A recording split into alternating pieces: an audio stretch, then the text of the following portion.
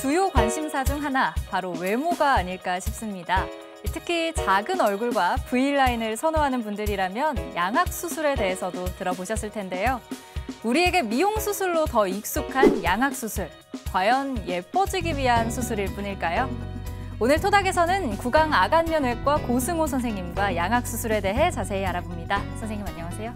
네, 안녕하세요.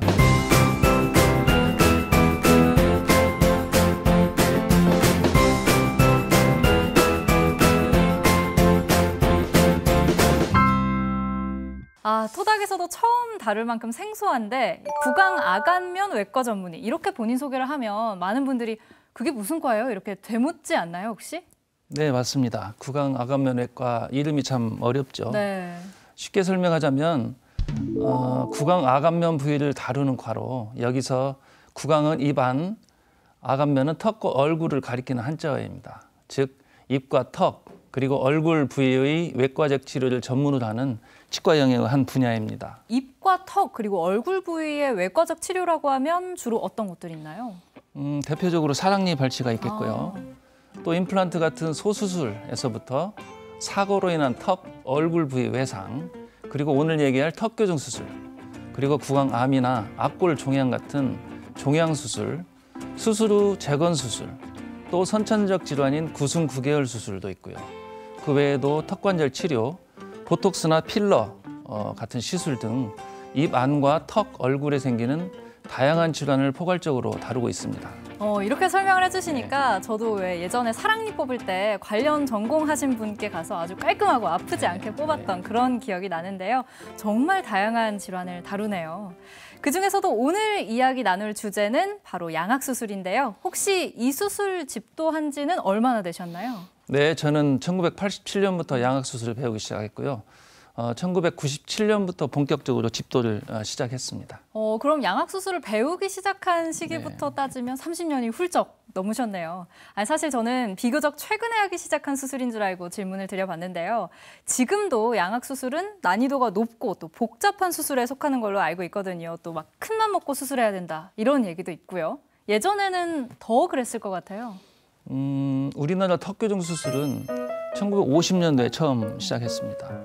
양악수술은 1980년도부터 본격적으로 발전하기 시작했고요.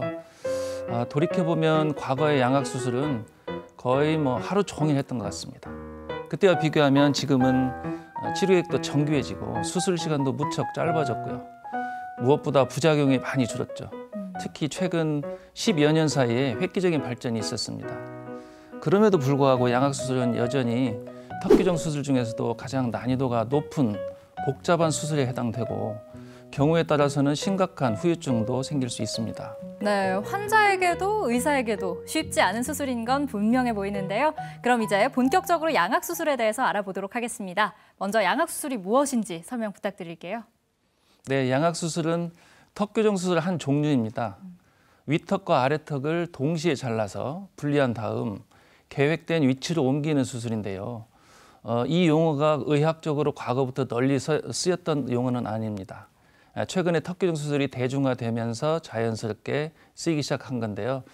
그래서 많은 분들이 턱 교정 수술 전체를 양악수술이라고 잘못 알고 있기도 합니다. 턱 교정 수술에 양악수술이 포함이 되는 거군요. 그렇죠. 네. 그러면 이 양악수술을 비롯한 턱 교정 수술, 어떤 분들한테 필요한 건가요?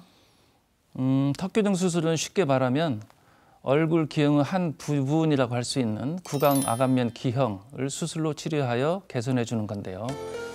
턱은 치아를 포함하고 있죠. 네. 그래서 이러한 턱의 성장 발육에 이상이 생기면 이때는 치아의 기울기나 배열의 변화가 수반되는 치아의 보상적인 움직임이 생깁니다.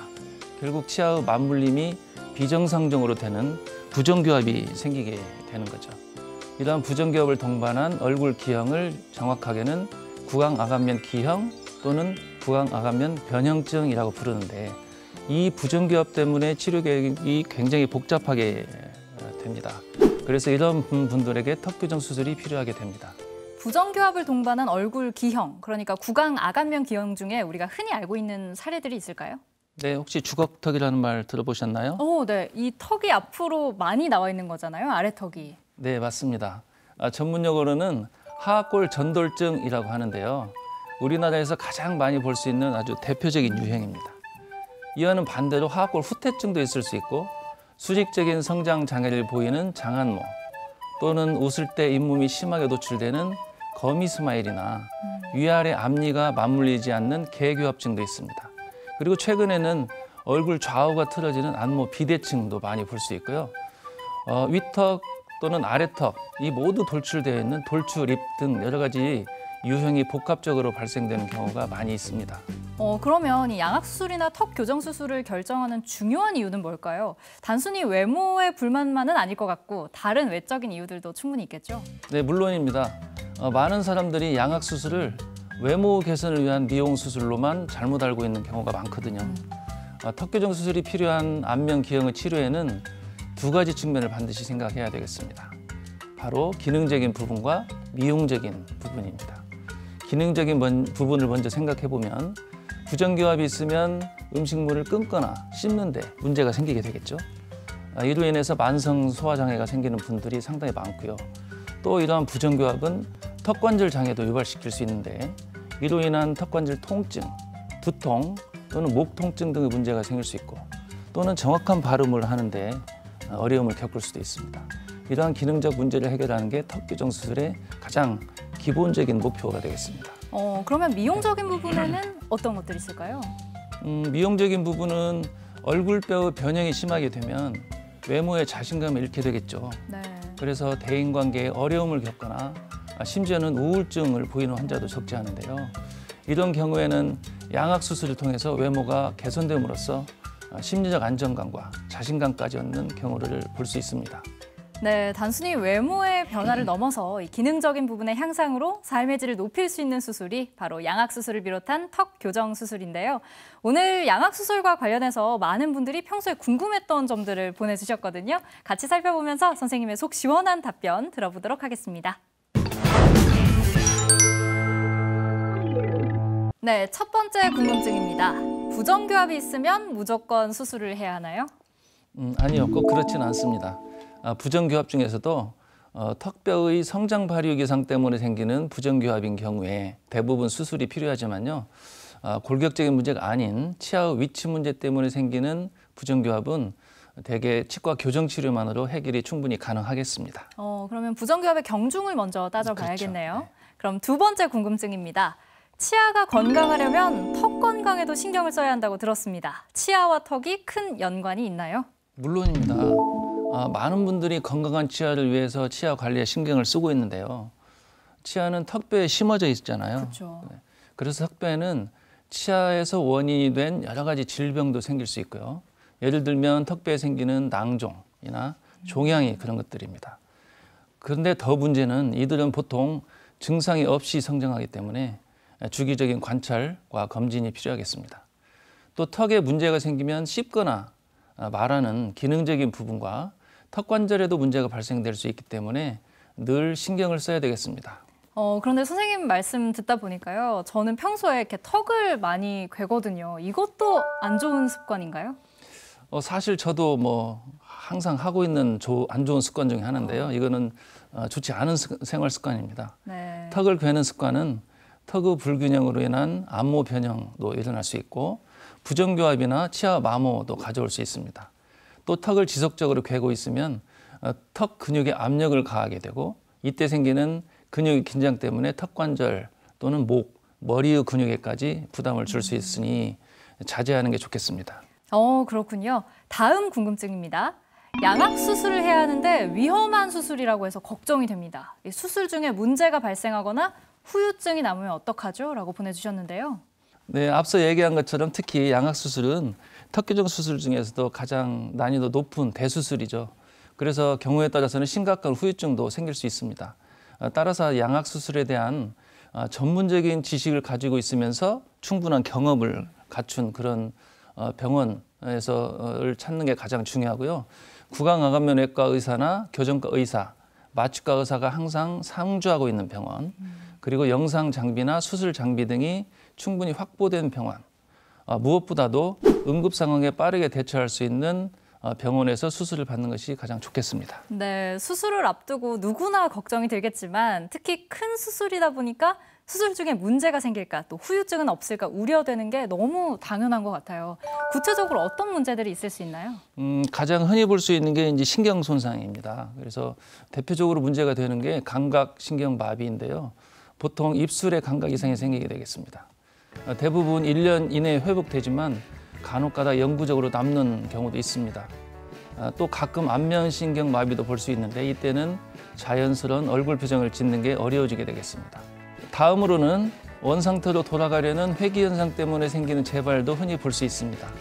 그리고 수술 후 안모 불균형도 생길 수 있는데 이러한 것들은 수술 시 치료 계획을 철저히 시행해야 줄일 수 있는 문제입니다. 그리고 가장 심한 합병증으로는 출혈이 있습니다. 턱교정 수술은 대부분 입안으로 절개를 하고 진행을 합니다. 그래서 깊은 곳의 중요혈관의 출혈은 접근의 어려운성 때문에 지혈에 큰 어려움을 겪게 됩니다. 이는 수술 중 또는 수술 후에도 생길 수 있고요. 심한 경우에는 뇌사나 사망에 이를 수도 있습니다. 이러한 후유증은 최근에는 거의 없긴 하지만 여전히 위협적이고요. 네. 그리고 드물지만 마취 합병증이 생겨서 위험에 빠지는 경우도 가끔 생길 수 있습니다. 그래서 이 단순히 외모에 변화를 주고 싶은 마음에 양악 수술을 결정하면 안 되는 이유가 바로 여기에 있는 것 같습니다. 네, 맞습니다. 어느 경우든 어떤 수술이든 신중한 결정과 전문의와 꼼꼼한 상담, 그리고 검사는 필수고요. 수술 이후 유형까지 모두 고려해야 됩니다. 네, 궁금증 좀 속 시원하게 풀리셨나요? 지금까지 토닥에 물어봐였습니다. 양악 수술이 굉장히 중요하면서도 위험한 수술인 만큼 이 수술 전 과정과 치료 과정 복잡하지 않을까 싶은데요. 네, 아주 정확하게 지적하셨는데요. 양악 수술이 필요한 얼굴 기형 환자들은 첫 진단 과정부터 쉽지 않습니다. 우선 안면 기형 환자와 고민을 청취하는 것부터 시작해서 영상 촬영, 구황내 치아 석고 모형, 얼굴과 구황내 사진 촬영을 통해서 안모 심미적 분석과 턱뼈 및 그 기능을 분석해서 치료 계획을 세우게 됩니다. 이때 치과와 교정과와 긴밀한 협조가 필수적인데요. 이 과정을 통해서 턱교정 수술 여부가 결정되는 겁니다.